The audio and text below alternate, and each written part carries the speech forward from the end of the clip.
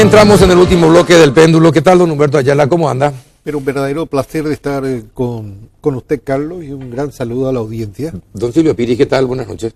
Buenas noches, un placer, gracias por la invitación y un saludo especial a la audiencia. Bueno, ¿y qué pasó? ¿Solucionaron hoy los problemas, llegaron a un acuerdo? ¿Qué contempla el acuerdo al que llegaron? No, es que no hubo luego ningún problema. ¿Cómo que no? El único que armó Si problema... él decía, ¿cómo que no? Si él le puso un emplazamiento, le puso a Enrique Herrera un emplazamiento, un calientacilla le trató. Era flauta. No, pero Enrique dijo que los docentes éramos calientacillas. Y ustedes también le dijeron después. Mira, fue un duelo interesante, pero en la práctica venimos trabajando de hace 1 año y medio en esto que hoy llegamos a un acuerdo. Se ha trabajado la carrera docente, que es una meta esperada por todos los docentes y por el Ministerio de Educación. No se podía seguir en este estado de cosas sin que se le reconozca al docente la posibilidad de incrementar su salario y estimular el conocimiento. Esto que se ha hecho hoy, el manual del reglamento para la carrera del educador y crear las condiciones y la mesa de trabajo para el salario básico del profesional docente, es una deuda que se tenía desde hace muchísimo tiempo. Hace 1 año y medio que venimos trabajando en este tema. Yo fui el primer sorprendido cuando empezó la cuestión de denostar, y me sorprendió verdaderamente lo que hizo Piri. Entiendo su posición de dirigente sindical, pero hay que también ser claro. Esto está siguiendo el ritmo que le habíamos dado y los acuerdos que habíamos tenido, que se respetan. ¿Es así, don Silvio? ¿Es así o no? No, nosotros dimos un plazo, es decir, de hecho que habíamos conversado con el ministro, ¿verdad? Cuando asumió, él nos había manifestado que estaríamos trabajando en forma conjunta, en lo cual nosotros le solicitamos la conformación de una mesa técnica, porque las etapas precluyen, Carlos. Es decir, nosotros queremos que se avance y que se implemente la carrera docente y el salario básico profesional por el año 2017. Y para eso necesitamos, en primer lugar, fijar cuál es el salario básico profesional de acuerdo a las categorías, ¿verdad? Es decir, cuánto va a ganar el maestro de grado, cuánto va a ganar el catedrático, cuánto va a ganar ese director de área, ese supervisor. Es decir, no tenemos hasta hoy un monto X, ¿Y solo tenemos una propuesta. ¿Cómo se fijaban los salarios entonces? ¿En base a qué se fijaban los salarios de todos estos docentes? Y hoy tenemos el catedrático, el de aula, el supervisor, el director. ¿Cómo se fijaban? Independientemente a lo que se le cuestiona al docente, que vamos a tratar después, el docente hasta no hace mucho, hasta hoy gana una miseria. Imagínate que no ganaba ni un salario mínimo por turno hasta hace 4 años atrás. Desde 2011 logramos el salario mínimo por turno, que era un anhelo en esa época. Es decir, 7 o 8 años atrás le hablábamos a los docentes que íbamos a ganar el salario mínimo por turno, nadie creía, llegamos a eso. Imagínate lo poco que ganaban. Bueno, ahora... No, yo sé que fue uno de los más... Durante el electronismo los maestros fueron más que postergados, ¿sí? en este país, pero después también fueron los que en un tiempo corto fueron los que recibieron mejor aumento de salario, más que cualquier otro sector, pero siempre insuficiente. Sí, sí. Eso también hay que reconocerlo. Sí, y llegó un momento en que el salario mínimo vigente, que es el 1.824.000, que es el salario mínimo para actividades diversas no especificadas, no puede acompañar al docente que está ejerciendo una tarea que es esencial para el país. Tiene que tener una remuneración que esté adecuada. Tenemos 50 millones de dólares para capacitación. Hemos conseguido, y el ministro se ha esforzado en conseguir, que la tercera parte de las becas disponibles en el país por Carlos Antonio López, por el programa Carlos Antonio López, se destinen a la docencia. 600 becas. Y ahora sale la primera partida, ya en septiembre, de 100 docentes. ¿Ya se llegó a completar? Hay 370 postulantes. Ahora se postularon. Sí, mucho más después de pegar el grito de auxilio. Mucho más cuando la prensa intervino, cuando se empezó cuando se empezó a explicar el tema, eso cobró una dimensión extraordinaria. Ya se tienen 80 precalificados. Que completaron todos los... Que ya completaron que ya todos los completaron. requisitos, Sí, y sí. hay más de 300 que están en ese Siendo proceso. analizados, sí. De manera que estamos muy contentos con el cariz que van tomando las cosas. Ayer estuvimos con el doctor Mora, Sí, el de Becal, director de Becal, sí. Exacto, director de Becal, que estuvo justamente en el programa trabajando con los sindicatos y con una exposición detallada sobre las características, porque hay que reconocer una cosa: la mala información es más negativa que el desconocimiento, y eso se aclaró perfectamente. Entonces, ¿Quién es responsable de la mala información? No sé si quién fue responsable. A lo mejor una información débil que no llega con la suficiente fortaleza. Ahora, don Silvio, ¿quién fue el responsable de la mala información? Yo creo que es decir, no es que se mal informó, es decir, tenemos que ser bien claros, Carlos, con relación a esto. Hay muchas limitaciones. Ayer estábamos hablando justamente de la edad, por ejemplo, 35 años es la edad, el que supera los 30. Creo que es una exigencia también de muchas universidades. No, fue una sugerencia. No es solamente del ministerio. Es una sugerencia, según nos dijo el director de Becal. Se hizo el filtro, le preguntamos, bueno, ahora vamos a hacer el filtro, 35 años de edad, ¿cuántos docentes de los 70.000 alguitos que están en el aula? 24.000. ¿Cuánto? 24.000 tienen Que 35. que pueden de 35 para abajo. 35 para abajo. Tenemos de los 70.000 y algo, 24.000. De esos 24.000, teníamos que hacer otra vez ¿Cuánto tienen, el filtro. ¿Cuántos tienen grado? licenciatura? Claro, tienen licenciatura, sí. Bueno, llegamos a 7.000. 7.000. 7.000. 7.000 maestros nomás tienen licenciatura de los 70.000. No, estamos hablando de los 24. De los 35. De los 35 para abajo. Perfecto, Bueno, perfecto. después hacemos otra vez el filtro porque hay 5, tenés que tener, según uno de los requisitos, 5 años de antigüedad en el aula. Y ahí llegamos a 4.000. Hasta ayer teníamos 380, hoy ya estamos llegando casi a los 500. Y yo digo, pues el 5 de agosto culmina esto. Sí. Y yo creo que vamos a llegar El a 6 1000. de agosto es, ¿no? 5 de agosto. 5. Bueno, se va a llegar a 1000, es decir, va a llegar al 25% de los docentes que están como para calificar. Y vos me vas a preguntar, ¿pero esos 3.000 por qué no? Y hay muchos motivos, imagínate. Hay muchos que tienen sus hijos. Hay algunos que no les interesan. Hay algunos que no les interesa. Después está, es decir, no todos tienen permiso, pero también para viajar, es decir, de su pareja. Es decir, es una decisión familiar también que se debe tener en cuenta, ¿verdad? Es una beca de un año. De un año. De un año. Sí, de un año. Es una especialización de 3 meses que se va a hacer en España. El de Francia es de un año. No, ahora es de un año. No, a España que tenemos un año. Son 2, Humberto. Y después tenemos también, Son 2. Uno es de la de España, que es actualmente, que va a ser en septiembre hasta diciembre. Son 3 meses de especialización y posteriormente un año que es en Francia, ¿verdad? Que va a ser otro llamado, el que ahora se están postulando y se están inscribiendo a España por 3 meses. Y son en 3 universidades los que están haciendo. Sí, en 3 universidades. Sí, nosotros acompañamos totalmente, por eso habíamos discutido con las expresiones del ministro de hacer entender de que supuestamente los docentes no se querían preparar y querían ganar más, por eso lo discutimos hoy, ¿verdad?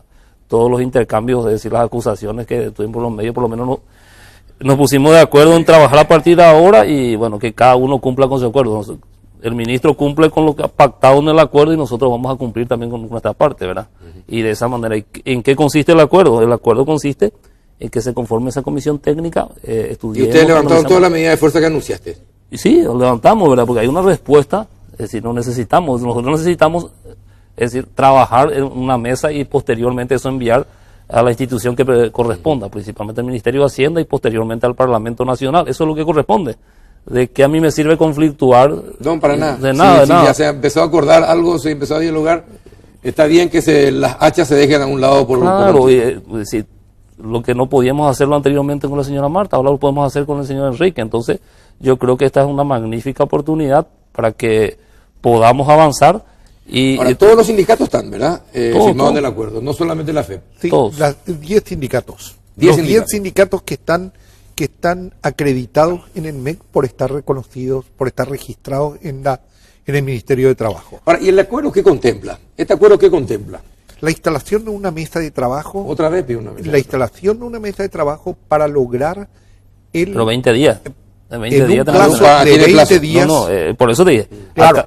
porque se tienen que presentar los resultados al Parlamento a más tardar el 1 de septiembre.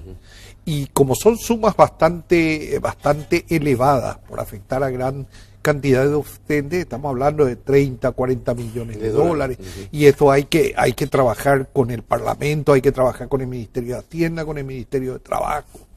Y es decir, necesita un acompañamiento fuerte del Poder Ejecutivo, ¿verdad? Esa es la situación. Ahora, cuando te escuchaba yo en el noticiero del canal, hablabas de 100 millones de dólares. Sí. ¿Y por qué ahora bajaron a 30? No bajamos en ningún momento. Es decir, yo tengo aquí la ley de responsabilidad fiscal que vos manejás a rajatabla, me imagino. Y en el artículo 7, es decir, en su numeral 3, dice lo siguiente: es decir, no se podrán incorporar incrementos salariales, excepto cuando se produzca un aumento del salario mínimo vital vigente. El aumento será como máximo la misma proporción y se incorporará en el presupuesto del siguiente ejercicio fiscal. Teniendo en cuenta esta ley, el ministro Guillermo Sosa había anunciado por los medios de comunicación que para fin de año. Bueno, ¿qué pasa? Sí. Supongamos que en diciembre se produce el aumento del salario mínimo. El docente va a tener que esperar un año, va a estar colgado ganando menos del salario mínimo. Y decir, porque tenemos que presupuestar recién para el año 2018. Nosotros queremos evitar eso. Ya hablamos, ¿verdad? Y esto tiene un impacto de 60 millones de dólares para que todos los docentes en general tengan ese aumento, si es del 10% al 10%.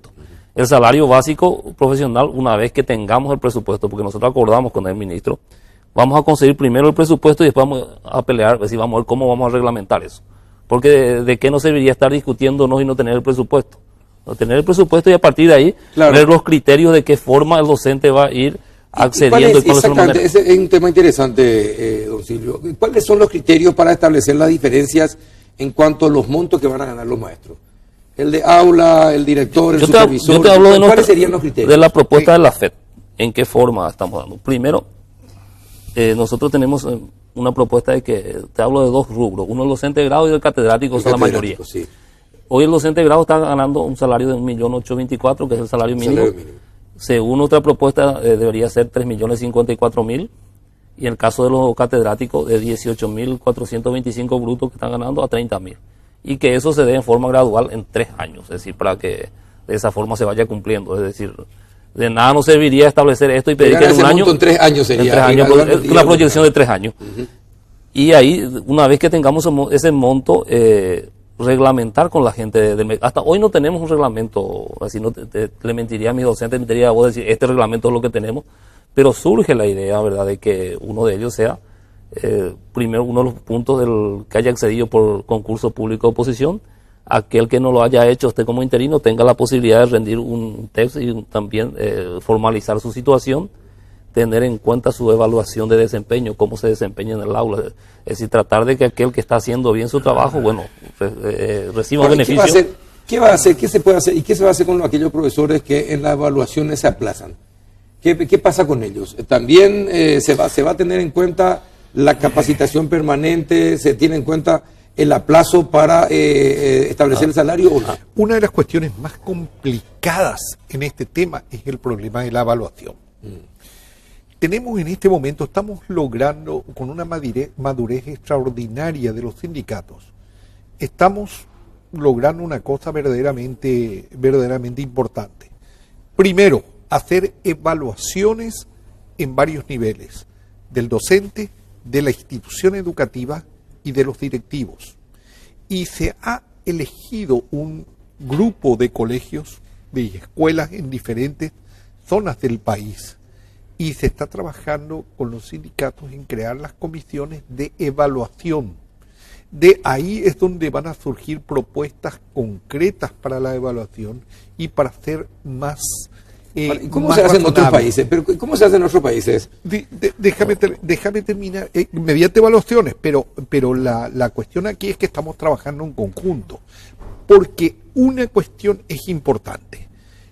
La cuestión es que no debe ser, primero tenemos el concepto de que los primeros años no pueden ser punitivos. Es decir, no podemos castigar a los docentes que ingresaron en un sistema en el cual no tuvieron la culpa de haber sido ingresados a ese sistema. Entonces, tratar de mantener las evaluaciones, que las evaluaciones eleven las condiciones laborales de los docentes que pueden prepararse y los demás que tengan un movimiento horizontal. Ahora, mire, es interesante lo que dice, pero no comparto el que no tiene responsabilidad. Cualquier persona con un mínimo de manejo de los conceptos de inteligencia sabe que tiene responsabilidad cuando asume un cargo para el que no está preparado. Cuando solamente le importa el salario y no lo que va a dar a cambio. Tenés razón, yo digo que tenés razón absolutamente en ese tema. Pero ¿qué es lo que ocurrió con el sistema educativo? La reforma de los años 90 lo que hizo fue que centenares de miles de chicos se incorporaran al sistema. Muchísimos docentes pasaron de las instituciones espectaculares que se tenían en aquel entonces, pasaron por institutos de formación docente particulares que se crearon a rajatabla. Exacto. Entonces, obtuvieron una mala educación, ¿sí? Y esos docentes fueron incorporados. Muchos de ellos están en el sistema. No tienen por qué pagar la culpa, y eso es lo que mucho hemos discutido y es una de las bases del acuerdo. Que durante algún tiempo no haya punición alguna, no haya castigo. ¿Cuánto sería el tiempo? Y eso es lo que tenemos que ver hasta que la gente vaya pero cambiando. Los maestros tienen que prepararse. Indudablemente. Los maestros tienen que prepararse. Bueno, está bien, por un tiempo no hay punición. Perfecto. Pero ese tiempo que usen para prepararse. Obvio, es decir, se le debe dar una oportunidad. Es decir, nosotros no estamos de acuerdo con lo punitivo. Yo creo que se le va a dar el tiempo y yo creo que todos se van a preparar, me imagino. El 95, 99, no voy a decir el 100%. No, porque, ¿sabe por qué, don Silvio? Porque se trabaja con la mente de los chicos. Con la mente de los chicos. Y si no desarrollamos la mente de nuestros chicos, entonces estamos condenando a generaciones y generaciones. Hay algo que tenemos que tener a repetir las mismas situaciones. Sí. Carlos, hay algo que tenemos que tener en cuenta. Es decir, vamos a exigirle al docente, pero vamos a exigirle al Estado que provea todos los elementos para que el docente pueda hacer bien su trabajo. Que tengamos escuelas en condiciones, que tengamos mobiliarios en condiciones, que exista el almuerzo escolar. Totalmente. Yo te cuento que en Itapúa, por ejemplo, nosotros hasta hoy tenemos 34.000 millones de guaraníes y hasta hoy no llega el almuerzo escolar por el tema de las licitaciones. Se pelean las empresas por uno y hace casi un año que empezamos. Entonces, ¿cómo ese docente va a poder, no puede hacer milagros si ese chico tiene hambre en Alto Verá, en las zonas más vulnerables? No, Alto Verá, vos mencionás, estaba en San Pedro del Paraná. Es Vigo, don Silvio, ¿no? Es Vigo, don Silvio, porque él menciona justo en la ciudad que tiene el menor ingreso per cápita del Paraguay.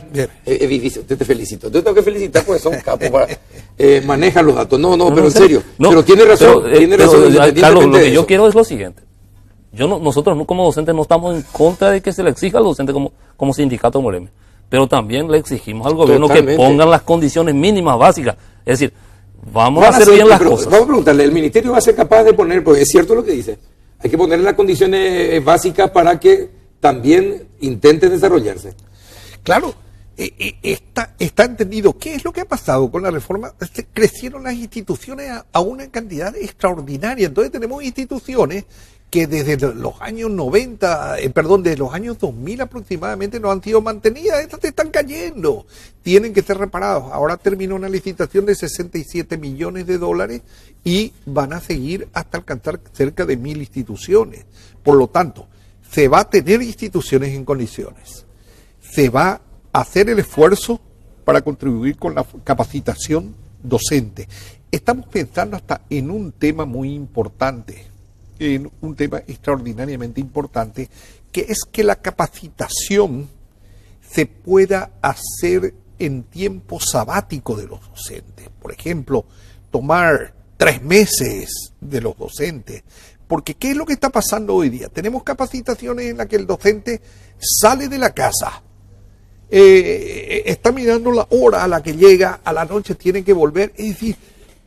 o tiene que estar perdiendo un sábado y domingo y no se quedan...